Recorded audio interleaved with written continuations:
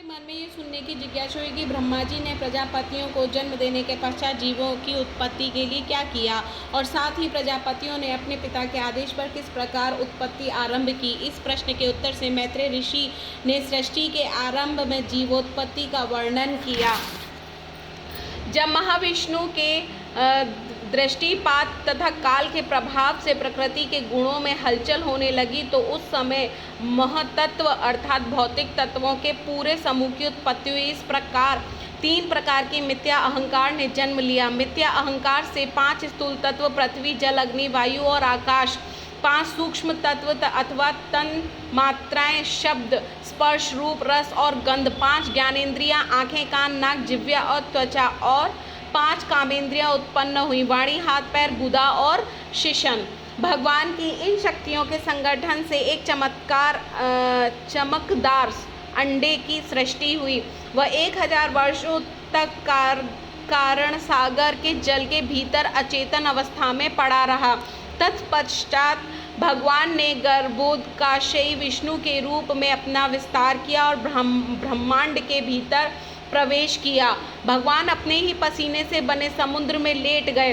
उनकी नाभि से एक प्रकाशमान कमल पुष्प प्रस्फुटित हुआ और उस कमल के ऊपर सृष्टि के पहले जीव ब्रह्मा जी का जन्म हुआ। और जब भगवान ने क्षीरोदकाशयी विष्णु के रूप में अपना विस्तार करके ब्रह्मा जी के हृदय में प्रवेश किया तो उस समय ब्रह्मा जी को अपने हृदय से पूर्वत सृष्टि करने की प्रेरणा प्राप्त हुई। सबसे पहले ब्रह्मा जी ने अपनी छाया से अज्ञान के 5 आवरण उत्पन्न किए, तास्मिक व क्रोध और द्वेष, जिसके कारण व्यक्ति अपने वास्तविक स्वरूप को भूल जाता है कि भगवान का सेवक है। अंधतात्मिक वह यह विचार कि मृत्यु के साथ सब कुछ समाप्त हो जाता है। तमस अपने आध्यात्मिक स्वरूप का अज्ञान, मोह, जड़ शरीर से संबंधित वस्तुओं के साथ आसक्ति और महामोह, भौतिक भोगों के लिए पागलपन। खिन्न होकर ब्रह्मा जी ने उस अज्ञानता भरे शरीर को त्याग दिया। उसने तुरंत रात का रूप धारण कर लिया जो भूख और प्यास का स्रोत है। यह देखकर यक्ष और राक्षस गण उस पर अपना अधिकार जमाने के लिए दौड़े दौड़े वहां आ पहुँचे। भूख प्यास से उद्विग्न ये यक्ष और राक्षस चारों दिशाओं से ब्रह्मा जी की ओर दौड़े और चिल्लाने लगे, इसे मत छोड़ो, खा जाओ इसे। चिंतित होकर ब्रह्मा जी उनसे याचना करने लगे, अरे तुम लोग मेरी पहली संतान हो, मुझे खाने की बजाय तुम्हें मेरी रक्षा करनी चाहिए। जिन्होंने कहा कि ब्रह्मा जी को खा लेना चाहिए वे यक्ष कहलाए और जिन्होंने कहा कि ब्रह्मा जी की रक्षा नहीं होनी चाहिए वे राक्षस कहलाए। इसके बाद ब्रह्मा जी के प्रमुख देवताओं की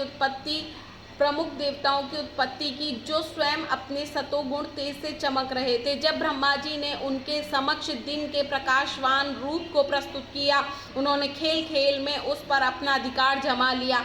तब ब्रह्मा जी ने अपनी पीठ से असुरों को जन्म दिया। अत्यधिक कामुक होने के कारण वे अपने पिता के साथ संभोग करने के लिए उनकी ओर आने लगे। पहले तो ब्रह्मा जी उनकी मूर्खता पर हंसे, परंतु जब उन्होंने देखा कि वे निर्लज्ज असुर उनका पीछा नहीं छोड़ेंगे तो वहां से भागकर ब्रह्मा जी ने भगवान विष्णु का आश्रय लिया। ब्रह्मा जी की दुर्दशा सुनकर भगवान ने उन्हें अपने उस निकृष्ट शरीर को त्याग देने की सलाह दी। जब ब्रह्मा जी ने उस शरीर अर्थात उस मानसिकता को त्याग दिया तो उसने संध्या का रूप ले लिया जो काम वासनाओं को जागृत करने वाली संधि वेला है। काम से पीड़ित असुरों को वह संध्या एक अति सुंदरी स्त्री के रूप में दिखाई दी।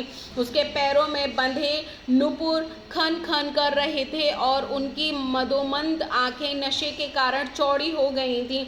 उसके नितंब एक महीन वस्त्र से ढके थे। एक दूसरे से सटे होने के कारण उसके स्तन ऊपर उठे हुए थे और उनके बीच कोई रिक्त स्थान नहीं बचा था।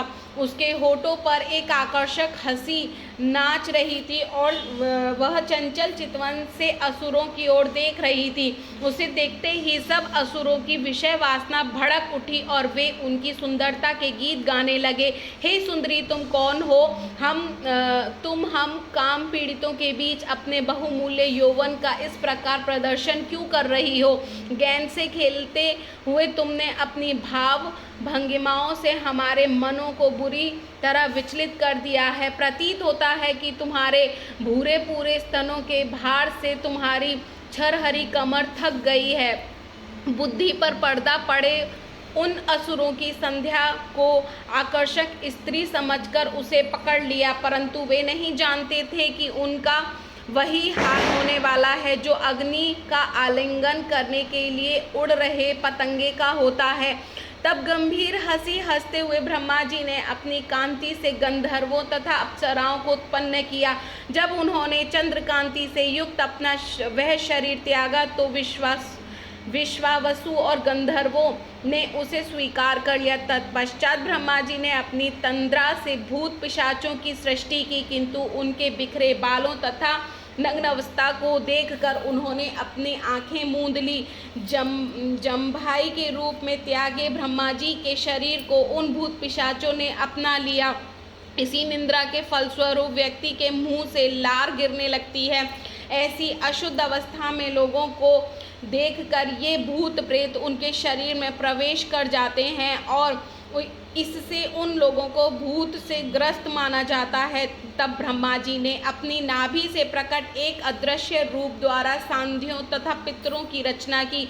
पितरों ने उस अदृश्य शरीर को अपना लिया और श्राद्ध के अवसर पर इसी अदृश्य शरीर के माध्यम से उन्हें पिंडदान इत्यादि कार्य किए जाते हैं। अदृश्य रहने की अपनी शक्ति से ब्रह्मा जी ने सिद्ध तथा विद्याधरों की उत्पत्ति की और उन्हें अपना अंतर्ध्यान नामक रूप प्रदान किया। तत्पश्चात जब ब्रह्मा जी ने जल में अपना प्रतिबिंब देखा तो उस समय आत्म प्रशंसा करते हुए उन्होंने किन्नरों तथा किंब पुरुषों की उत्पत्ति की। उस प्रतिबिंब शरीर को त्यागने पर किन्नरों तथा किम पुरुषों ने उसे अपना लिया। एक दिन लेटे लेटे ब्रह्मा जी को चिंता होने लगी कि उनकी सृष्टि का कार्य ठीक से आगे नहीं बढ़ रहा है। उस हताश अवस्था में उन्होंने अपना शरीर त्याग दिया और उनके शरीर से गिरे बाल से सांप की विभिन्न जातियों में बदल गए। उनके हाथ पैर सिकुड़ कर चलने से भयंकर नागों का जन्म हुआ। एक दिन जब ब्रह्मा जी ने अनुभव किया उन्होंने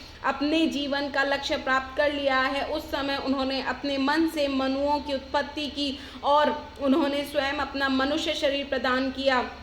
ब्रह्मा जी के इस कार्य की स्तुति करते हुए देवताओं, गंधर्वों तथा अब तक उत्पन्न अन्य प्राणियों ने कहा, हे ब्रह्मांड के सृष्टा, आपका यह कार्य उत्पन्न सराहनीय है। इसके फल स्वरूप मनुष्य समाज में यज्ञ आरंभ होंगे और हमें उसमें अपना यज्ञ भाग मिलने लगेगा।